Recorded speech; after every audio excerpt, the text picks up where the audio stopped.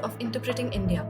From geopolitical complexities to economic uncertainties, India faces critical challenges in its quest for a more prominent role on the world stage. This season, we at Carnegie India continue to bring voices from India and around the world to examine the role of technology, the economy, and international security in shaping India's future. On 20th of January, Donald Trump was sworn in as the President of the United States for a second term. This moment offers a timely opportunity to reflect on his first presidency, the evolution of the India-US relationship, and the challenges and opportunities that lie ahead. Over the past few years, their bilateral relation has undergone significant transformation, driven by advancements in technology partnership and efforts to address trade complexities. Meanwhile, shifting global dynamics, particularly with influential countries like China, have further shaped this relationship. As we look ahead to Trump 2.0, we explore how India can strategically navigate the implications of an America First vision. I'm Vrinda Sahai, Research Assistant and Program Coordinator with the Security Studies Program at Carnegie India. Joining us today for this episode is Ambassador Arun Singh.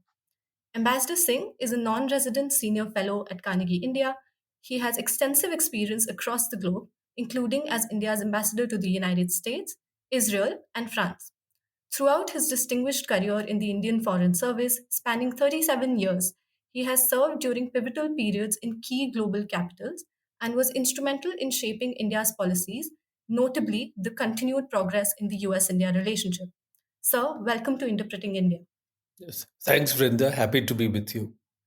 So, sir, as we now have seen that Trump has taken his oath for the second time and he's returned for a second term, how would you sort of categorize the first Trump administration? What would you regard as some of the highs and lows in the India-US relationship in that period? Thanks, Vrinda. So, as you indicated, to assess what will happen in Trump 2.0, it may be useful to first take a quick look at what was India's experience during Trump 1.0. Now, during that phase, there were certainly some challenges related to trade issues, immigration issues, and I'll come to that. But there were many positive aspects also. Early in his campaign in 2016, Trump had reached out to the Indian American community because a section of the Indian American voters in the US had come out in support for him and had raised funds for him. In mid October 2016, he had addressed a rally of Indian Americans in New Jersey. His family had visited some Indian temples there. So that was the context in which he was reaching out to the community. Now, once he became president, then among the steps that he took was he revived the Quad of India, Australia, Japan, and the United States. And the reason he revived, and this Quad had been languishing since 2007. They had not had any meetings. And the reason he revived the Quad was because he assessed that in dealing with the China challenge in the broader Indo-Pacific theater, they would need to strengthen these partnerships. And the Quad started by meeting at mid official level, then it met at foreign minister level.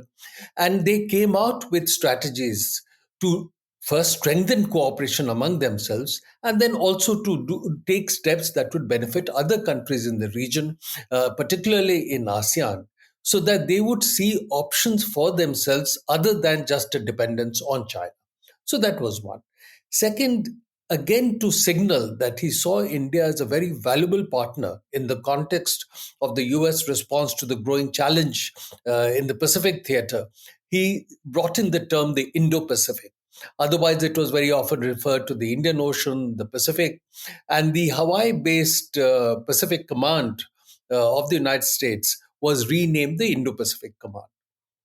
Another step that Trump took was to start the meeting of 2+2, simultaneous meeting of the foreign and defense ministers of the two countries.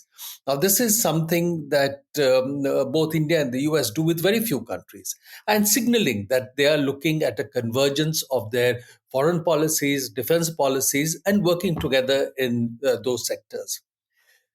Building on the Obama administration decision to declare India a major defense partner in 2016, in 2018, the Trump administration put India on what was called Strategic Trade Authorization-1, allowing highest level technology releases for India on par with the NATO partners of the United States. And in 2020, when we had the conflict in Galwan with China, at that time, according to the information that came out in the public domain, the US shared information and intelligence with India that was useful for India. They shared winter clothing for our troops. Large number had to mobilize to go on the heights as part of the logistics support agreement that India and the United States have. And to facilitate supply, they authorized the lease of two drones for the Indian Navy. So these were among the steps that the US had taken in Trump 1.0 to deepen the partnership with India.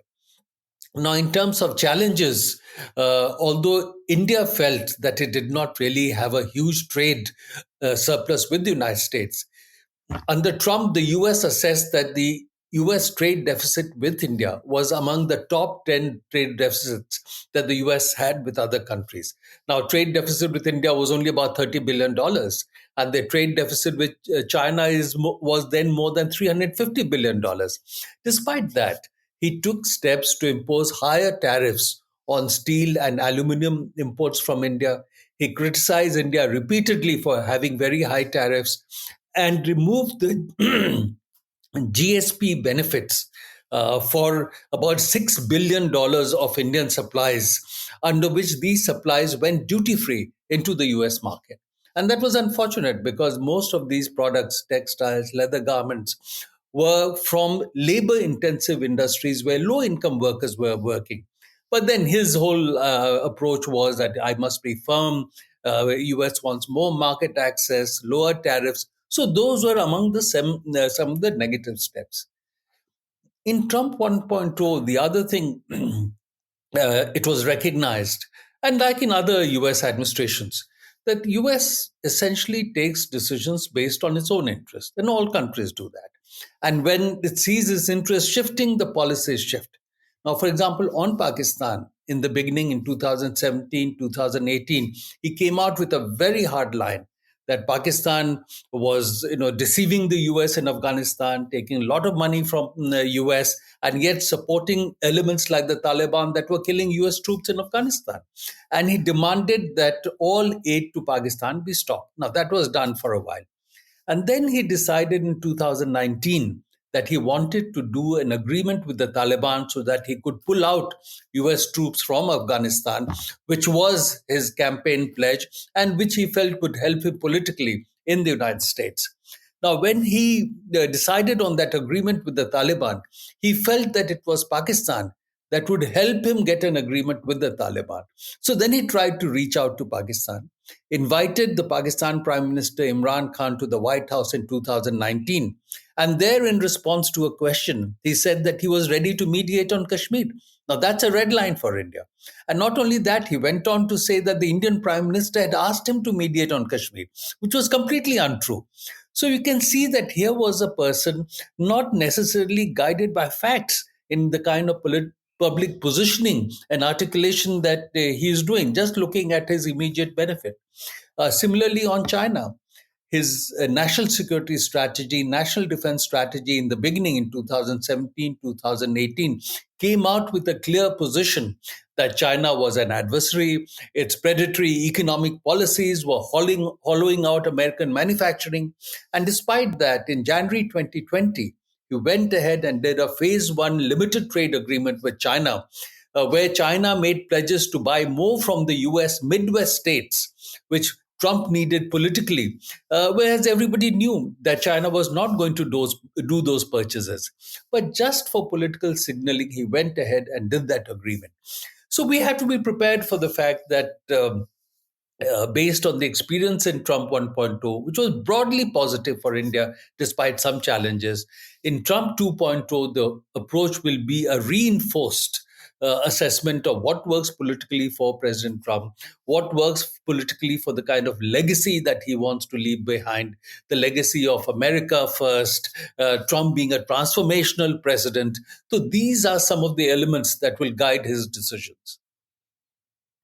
So, sir, as you sort of highlighted, there are some key developments that marked the India-US relationship in the first administration. But you also mentioned that Trump was not necessarily guided by facts, but rather sort of some of the immediate benefits that he might gain. So, we've seen a lot of popular media has characterized that first Trump administration as rather unpredictable. Would you say that then still the first administration can serve as a relevant or reliable reference point for understanding what can come next? How would you sort of see there's a change in his approach? He may be more assured this time. There have been more sort of definitive cabinet picks he made far in advance. So, how would you say that differs this time? So, not only the popular media, if you see the writings of people who worked very closely with him, his former national security advisors, McMaster and John Bolton, they have written in their books that he was very erratic and unpredictable in his decision making. He would decide one thing today, another thing tomorrow, based on the latest inputs or conversations that he had. So, we have to be prepared for that. Now, despite that, as I described for you, there were many positive elements that came out. So I think we have to study closely what is it that Trump is signaling that he will do in Trump 2.0. Now, some of it will have consequences for US domestic politics. You know, he among the first executive orders that he has passed, he's authorized very strong action against illegal immigration. He has withdrawn from the Paris Climate Agreement, something that he had done also in his first term. He has said the US is again going to get out of the World Health Organization. So these will certainly have domestic implications. They will also have some international relations implications. But we need to assess what is there in what he's projecting that is of vital interest to us. And I think from India's point of view, clearly, the trade and technology partnership is important. US remains India's largest trading partner. US is the largest foreign investor in India at more than $60 billion. Indian companies have invested more than $40 billion in the US and have a presence across all 50 states because they are looking at market access. They are looking at technology access in the US. So, for both, it is a vital partnership. We have more than 5.2 million Indian Americans in the United States, the largest single country presence of the Indian origin community. And so, again, the Indian political leadership, the Indian people would be invested in their welfare and therefore the relationship with the US. And again, there are more than 300,000 Indian students in US universities looking at higher education, looking at building networks for the future, looking at job opportunities, trading opportunities. So, therefore, for India, it is a vital relationship. So, we will need to look at what happens to trade, what happens to investments, what happens to technology partnerships, what happens to defense cooperation and defense technology partnership. And I think in these areas on trade, I believe there will certainly be a challenge. That despite the unpredictable nature of decision making that was there in the first Trump administration, he has already signaled that starting 1st February, he's going to impose 25% tariffs on Canada and Mexico, additional tariffs. And he's also asked for a review by March of the kind of trade restrictions that the US is facing and what kind of measures the US needs to do. And based on what he has said in the past, sometimes described India as a tariff king, we can expect that the Trump administration will be asking for lowering of tariffs in India and products of interest to the US or asking for better market access. And I think there the Indian system will have to figure out what are the areas where we need reciprocal concessions and see if there can be an argument on that basis. Beyond that, I think the US policy on China, one can expect, will be a bit unpredictable in the coming period. Because in his national security team, the national security advisor Mike Waltz, the Secretary of State Marco Rubio, these are people who are seen as China hawks, who have taken clear positions related to the challenge that China poses for the US: political challenge, economic challenge, technology challenge, military challenge. But in his economic team, Elon Musk is a very close advisor. Treasury Secretary Scott Bessent, Commerce Secretary designate Howard Lutnick. These are people who are very heavily invested in the China relationship, and their businesses had earlier invested heavily in China. So they would be asking for a softer approach to China. And as concrete evidence, you see that the Chinese president, Xi Jinping, was invited to the inauguration. Of course, he sent the vice president as his representative.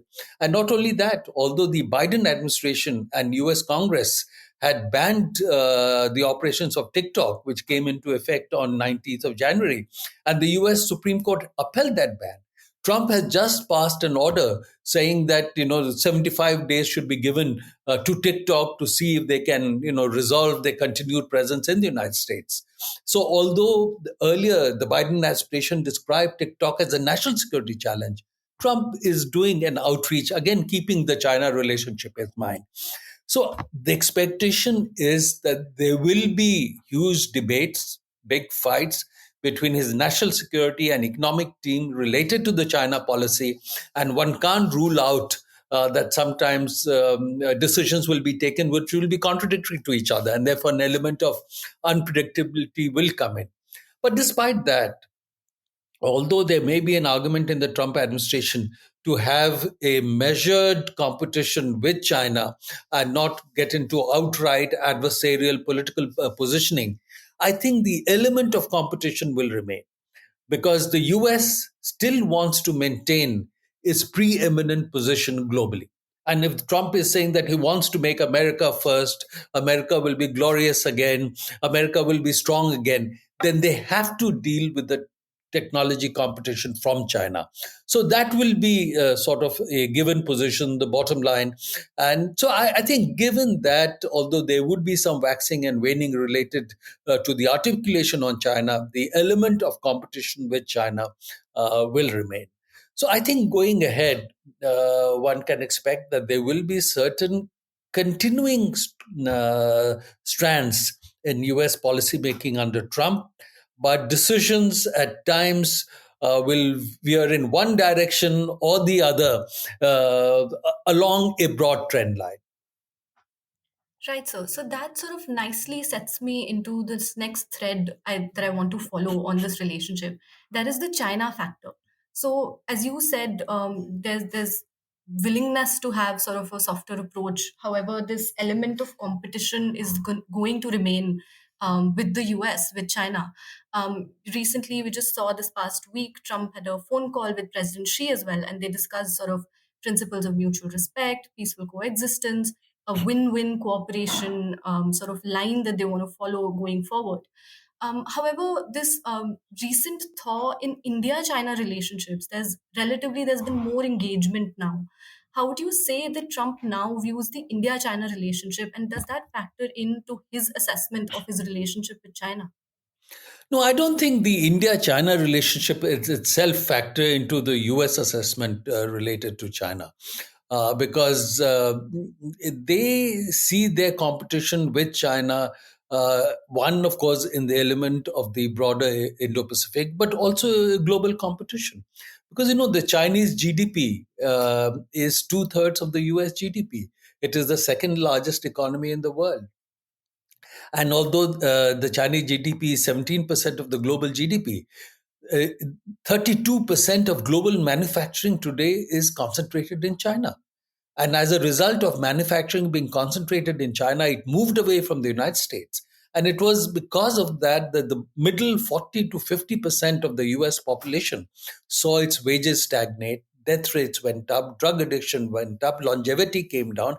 And these are the people who saw themselves as alienated from the broad decision that US leaders in administration over several decades have been making. And they are the ones who supported President Trump, so that you have the Trump phenomenon now getting elected twice.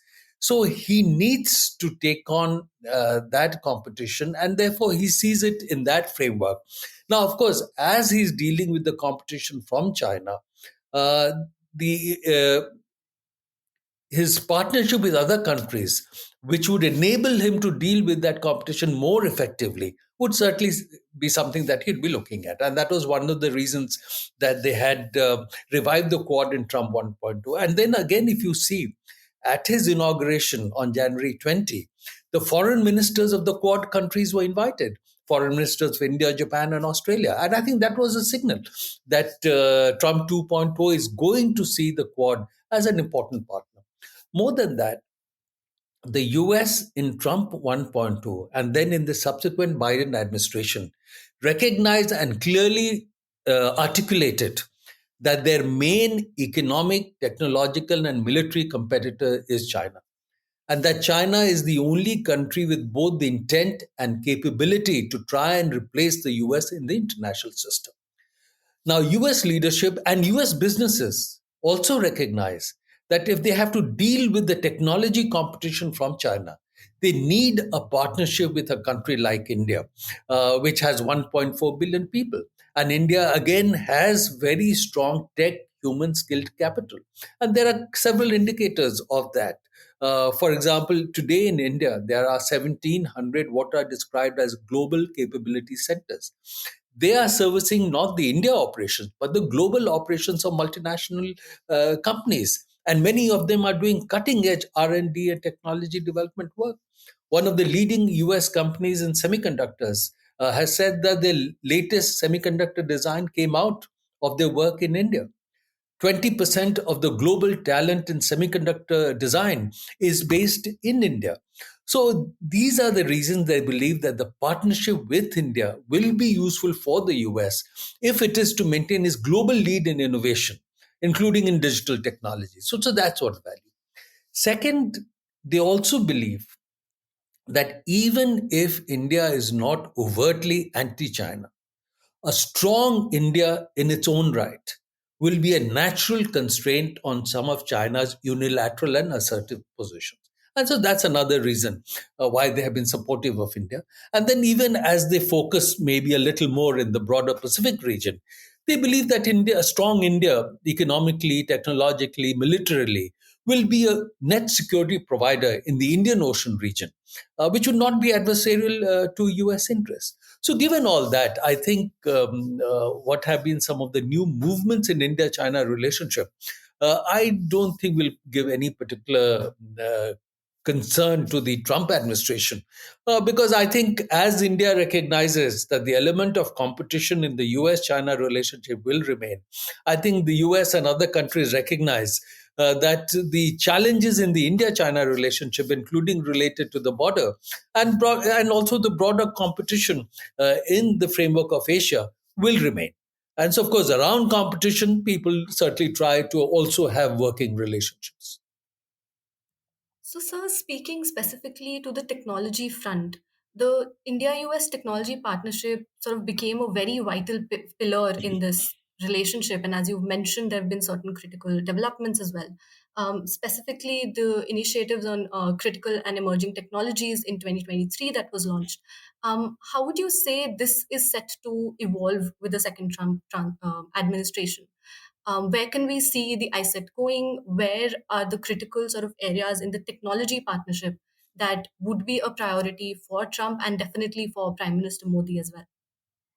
So the India-U.S. technology partnership has evolved gradually over time, I would say since 2008. Because till 2008, there were very strong technology restrictions imposed by the United States in response to what they saw as the nuclear tests that India had done in 1974 and in 1998. The first major step to start removing these technology restrictions was done by President Bush when he did the Civil Nuclear Cooperation Agreement with 2008. After that, the Obama administration took another step when they declared India a major defense partner in 2016, because through that classification, they were able to give higher level technology access for what India wanted. And the Trump administration had taken another step in 2018 by placing India, as I mentioned, at STA level 1 authorization. the technology relationship took several leaps forward when the Biden administration in 2023, January 2023, along with India, declared a new initiative for a partnership in critical and emerging technologies: artificial intelligence, quantum, cyber, 6G, semiconductors, defense, and space. And after that, both governments have said repeatedly that technology has now become the defining parameter for the relationship. Because it's based on these technologies, you deepen partnership, you grow confidence, and also they are going to transform the way people live and work in the coming period. So you have to build trade and investment relationship along these technology partnership and willingness to do these technology partnership. Now, after the iCET initiative, in some areas, there was progress. In other areas, not so much progress. In semiconductors, uh, after the initiative was announced, six US companies came forward to announce investments in India.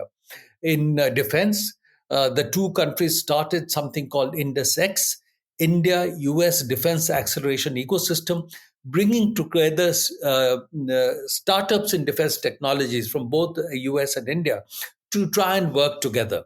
They've had three meetings, they've done joint challenges, joint awards, and the aim is to take it forward on that basis.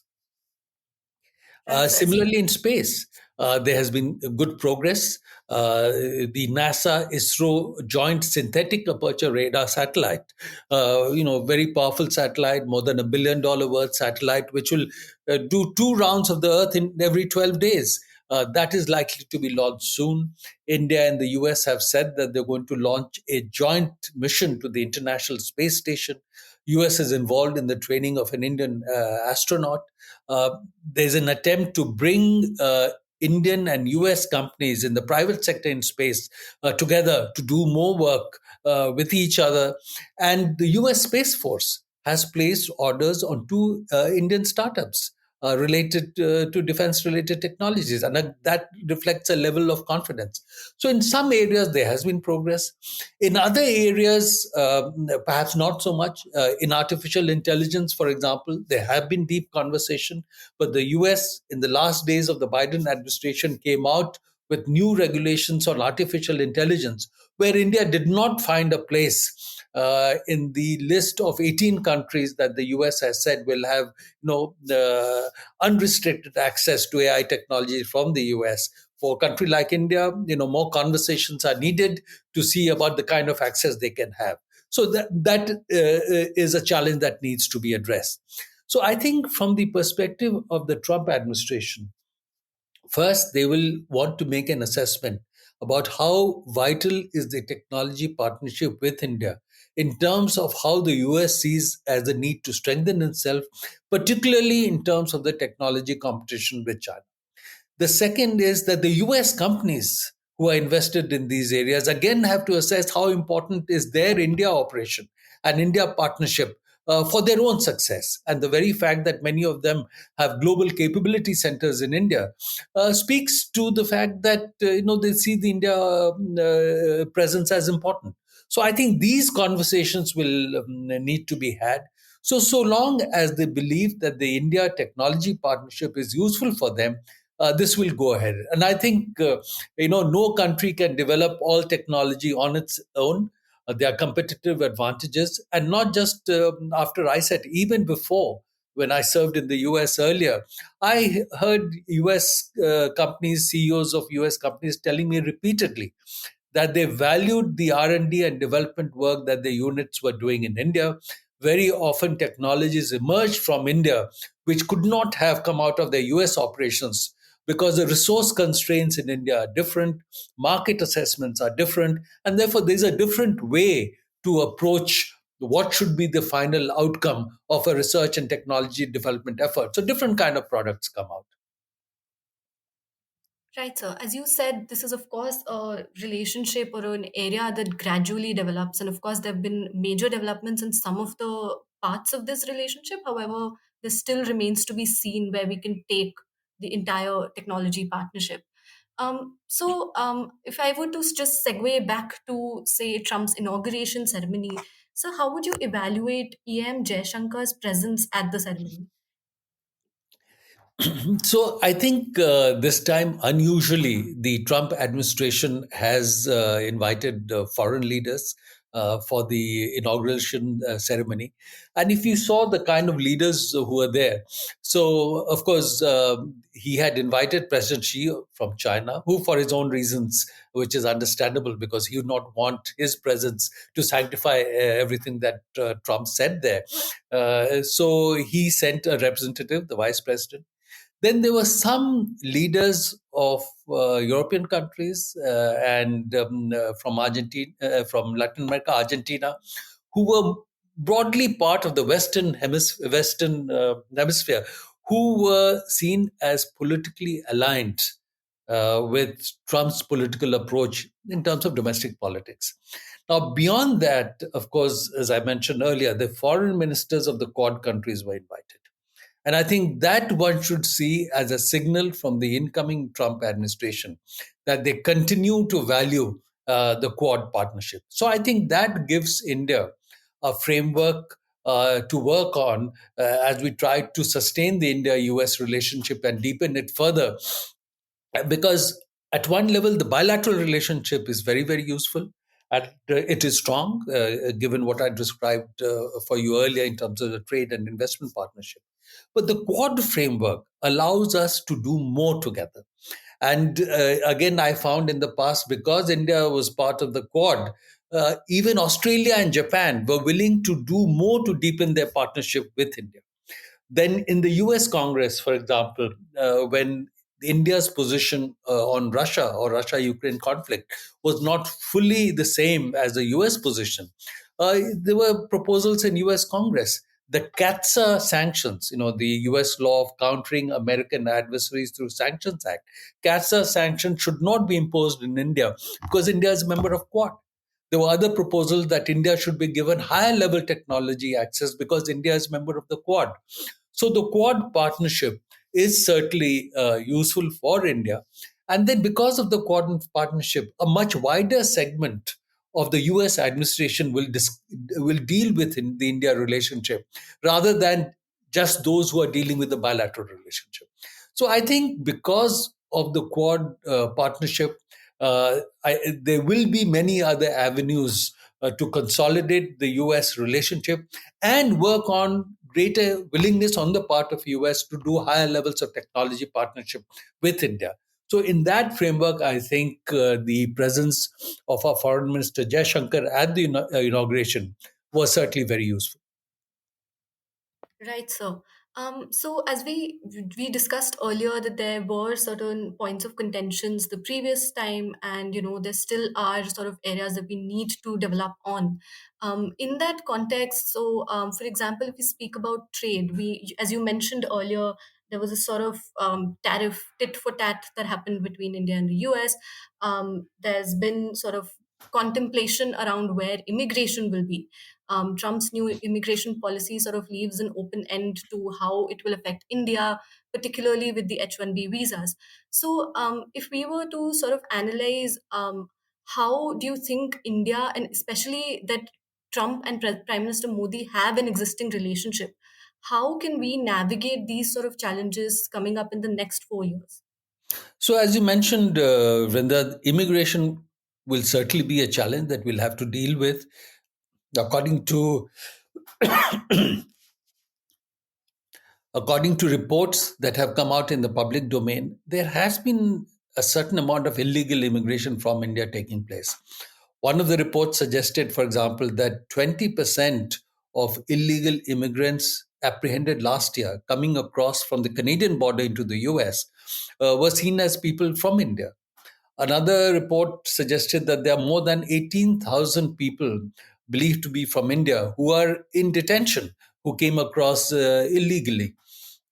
So, given that, and the fact is that in his inaugural address and subsequent steps, the priority that Trump administration is giving is to dealing with the issue of illegal immigration. So there'll be an attempt to deport these people. Now, before they are deported, of course, their nationality has to be verified, and those processes take time. So the Trump administration needs to feel that there is no deliberate delay in the nationality verification process. And India also has to be careful because very often people who go from other parts of South Asia feel that they may get better treatment if they say they are Indians. And they say that even though they are not Indians. So that's a challenge that would need to be addressed. But then, as a society and as a government, I don't think in India illegal migration is encouraged. And these illegal migrants, of course, suffer a lot of hardship on the way. They're exploited once they reach there in terms of low wages, long working hours. But obviously, they make their individual choices. The other issue would be on H-1B visas, because again, because of the demands coming from the core base of the Trump supporters, there'll be an attempt to lower the number of H-1B visas. But in the past, when that was done, the bulk of H-1B visas was still given to Indians, because that's where the technically qualified manpower is coming in from, that the US industry needs. And if some people are not given H-1B visas, it's quite likely that US companies could employ them in their operations in Canada, in Europe, or in the global capability centers they have in India. So, whichever way. So, I think that should not be an issue, and one should just handle it calmly and let it work through the US system. But there may be some emotion related to deportation of people who may have been in the US, may have set up family there, have worked there, and both sides will need to handle that calmly. So I think in that context, despite some of the differences that we have, it is clear that Prime Minister Modi and President Trump have a good relationship among them.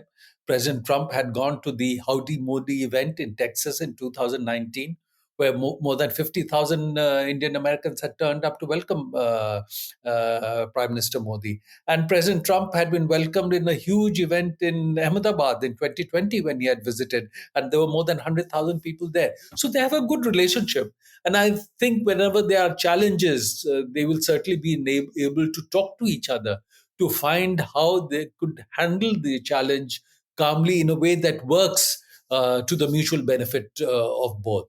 So I'm sure that that's the attempt that will be made.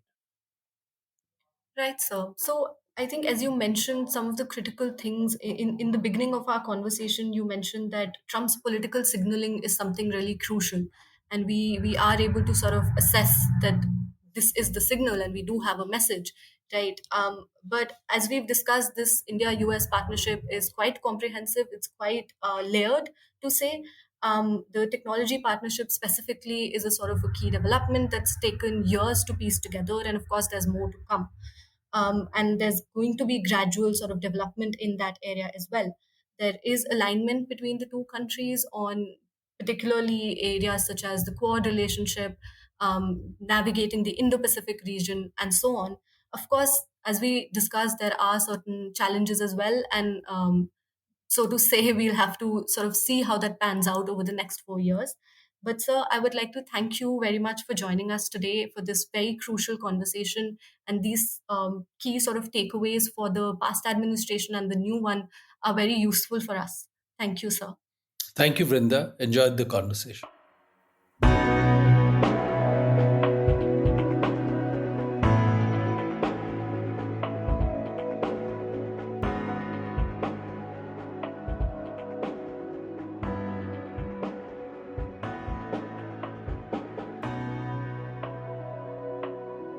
We'll be back in 2 weeks with a new episode.